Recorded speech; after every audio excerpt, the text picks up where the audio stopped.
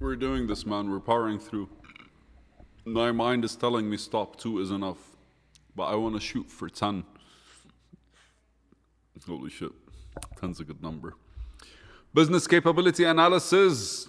All right, guys. Tell you the truth, sometimes the others, from the title alone, I was able to understand something. This one, no. What's the purpose? Oh, okay. Business capability analysis is analyzing the capability of the business, I guess. Business capability analysis provides a framework for scoping and planning by generating a shared understanding of outcomes, identifying alignment with strategy, and providing a scope and prioritization filter.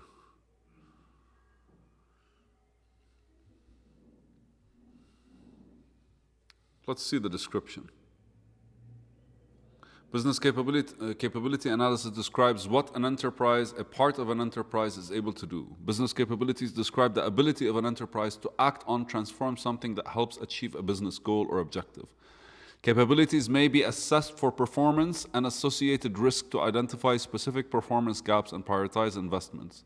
Many products development efforts are an attempt to improve the performance of an existing business capability or to deliver a new one. As long as an enterprise continues to perform similar functions, the capabilities required by the enterprise should remain constant, even if the method of execution for those capabilities undergoes significant change. I don't think I'm focused. Let's try again. We're going back to purpose. Business capability analysis provides a framework for scoping and planning by generating a shared understanding of outcomes. Provides a framework for scoping and planning. Scope is what you're looking at, plan is to get there. Generating a shared understanding of outcomes, identifying alignment with strategy, and providing a scope and prioritization of filter. So you understand the outcomes you want, a shared understanding of outcomes, identifying alignment with the strategy, as like, are you aligned with the strategy, yes or no? And providing a scope and prioritization filter, as in like, what are we doing, how we're doing it, why? The description is simple. Business capability analysis describes what an enterprise or part of an enterprise is able to do, period. That's it. It describes the ability of an enterprise to act on a transform something that helps achieve a business goal or objective. The goal behind this seems to be, hey man, if we're gonna do this, you need to be capable. And if you're not capable, this is the shit that's empty or missing that you need to kind of look at. Okay. The capabilities may be assessed for performance and associated risk to identify specific performance gaps and prioritize investment. So the reason why we do this, because remember, what we're doing is we're creating the scope, like what are we looking at? The outcomes that we want that are positive. Like I ask myself this question all the time. If, especially when you're designing something or when you're looking at something or where you're like trying to figure out some structure, you go like, no, what would this look like if it was successful? And then basically you kind of like have an idea. And if you have an idea, then you kind of like have a goal, right? And that goal is what you kind of like move towards. And to do that, you kind of need a strategy or a plan. And the plan requires a strategy of implementation. And so all of these are kind of like the capabilities that you have if you're able to do that. And science allows you to see your weaknesses. And here, capabilities may be assessed for performance and associated risks to identify specific performance gaps and prioritize investments. Investments here is not necessarily money. It could be really just attention, time, and resources, allocating resources. Many product development efforts are an attempt to improve the performance of an existing business capability or to deliver a new one. Like most of the time, development efforts are to do better in how we produce a product or sell a product or something like that, or create a new one. As long as an enterprise continues to perform similar functions, the capabilities required by the enterprise should remain constant. Right? Like, you know, this pen, the big pen, right?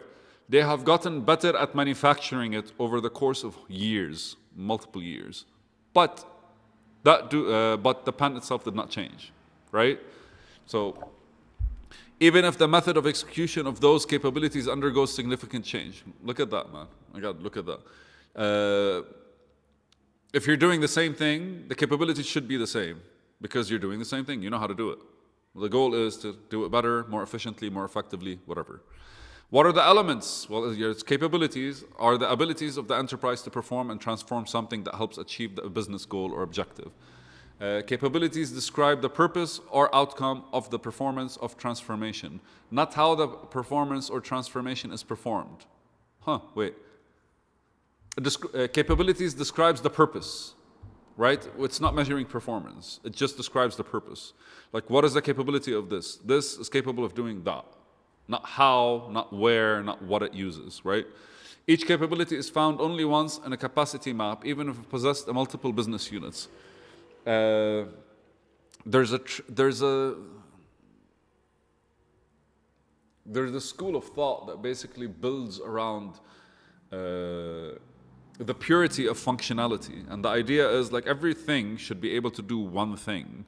And ultimately you combine them together to do something bigger, and then you combine them together to do something bigger. So your product is literally like every other part that's doing one thing combined or chained to do the whole. I think Ford kind of like assessed that as well. It's the Ford methodology, kind of like uses that. It's first principle thinking. Capabilities impact value through using capabilities. The capabilities impact value through increasing or protecting revenue, reducing or preventing cost, improving service. So financially, you either make more money or less money, or you improve the service, which allows for speed and time, or achieving compliance, which allows for acceptance and positioning in the company for the future. Not all capabilities have the same level of value. There are various tools that can be used to make value explicit in a capability assessment. So not all capabilities have the same level of value, perfection. And there are various tools that can be used to make value explicit. Implicit means it's implied. Explicit, it means it's kind of like highlighted in a capability assessment. So there are tools for you to be able to, that you can use in order to kind of like see the value directly. Are they going to tell us about it? Well, maybe. I'm not sure.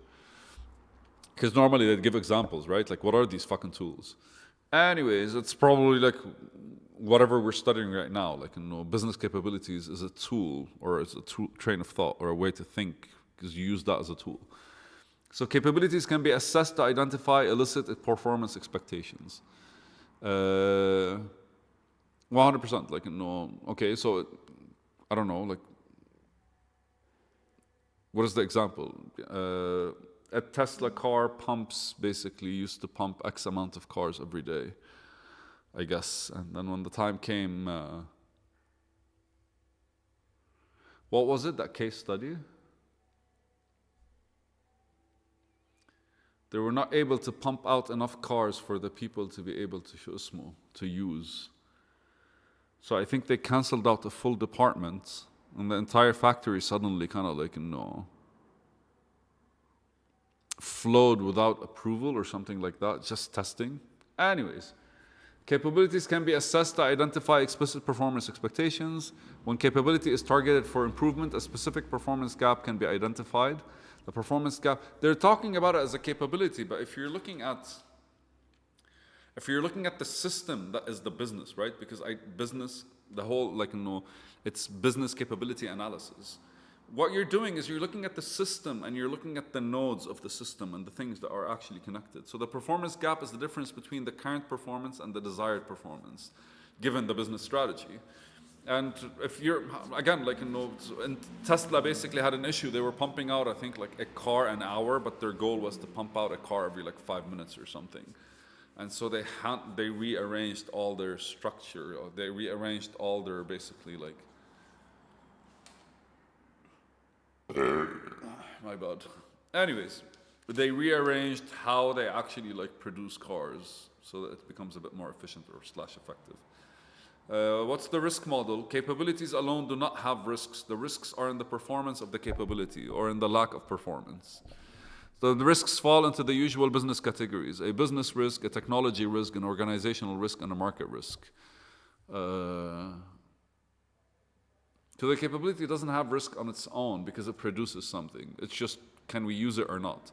So if it's a business risk, like can it make money or not? If it's a technology risk, is this technology still used? Like, manufacturing a DVD in the time, in an era where people are using basically iPods or like whatever that is. Organizational risk, basically, like, does it shift the organizational structure for us to do it? And market risk, like, would the market say yes to something different or something new or something more upgraded? There are much better fucking. There are many phones that are better than Samsung and the iPhone. But the truth is, just like, yeah, there are many phones that are better than Samsung and the iPhone. But the truth is that shit is small. People just, the market knows what it wants, or at the very least, like, don't really give a fuck beyond what they already know, right? Like, they're only interested in a phone to a certain degree, and then they kind of like switch to something else. I don't know if that's a good example or not. Maybe a better example would be like, I don't know, you can't sell shampoo to a bald man. Maybe that's a good example. I have no idea. Strategic planning is also one of the things that kind of like is included in the capability structure, which is basically business capabilities for the current state and future state of the enterprise. Remember, like, there's a plan and then there's a strategy to implement the plan. Can be used to determine what the enterprise needs to go in order to accomplish its strategy. A business capability assessment can produce a set of recommendations or proposals for solutions. This information forms the basis of a product roadmap and serves as a guide for release planning. At the strategic level, capabilities should support the enterprise in establishing and maintaining a sustainable competitive advantage and a distinct value proposition. Yes, so the whole point around capabilities is to be able to like target, or to be able to kind of like, reach a goal. So they should always support by establishing and maintaining a sustainable competitive advantage and a distinct value proposition. Like, why is this necessary? Sometimes you combine more than one capability into one thing or other stuff.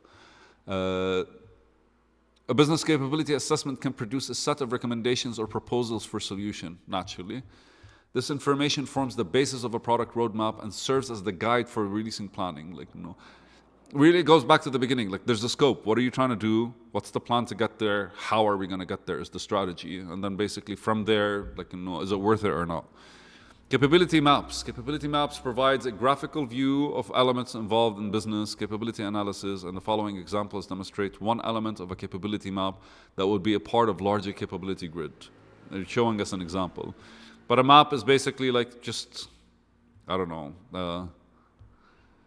they're trying to, I don't know, like, we'll get to it. There's no set standard for the notation of capability maps. Like, I can draw it any fucking way I want.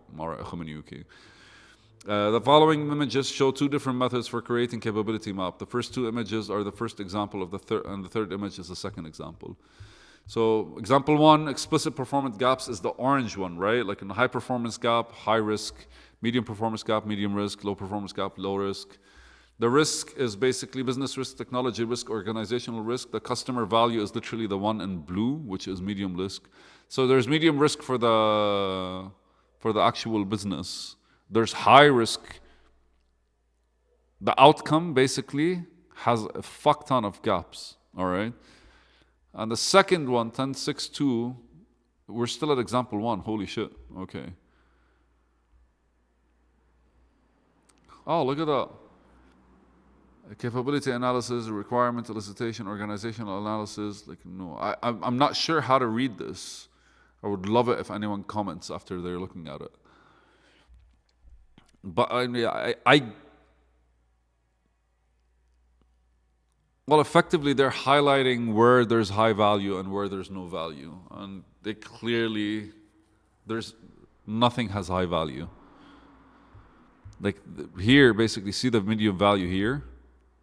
Right? Like, in nodes, the customer value is medium value, and the business value is low value, and the rest is just fucking, it's a performance gap. But what are we performing? So here basically we did value analysis, center of excellence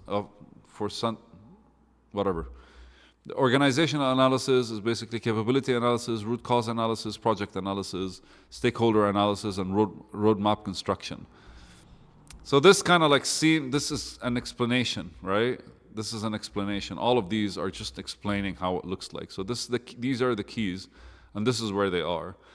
And here, project analysis, it shows you there's high value to the fucking customer, low value to the business, or high value to the business, high value to the business, high value to the customer, low value to the business. But when the requirements management are meant, they're like high value to the business and low value. See, these are the lines. The colors are changing.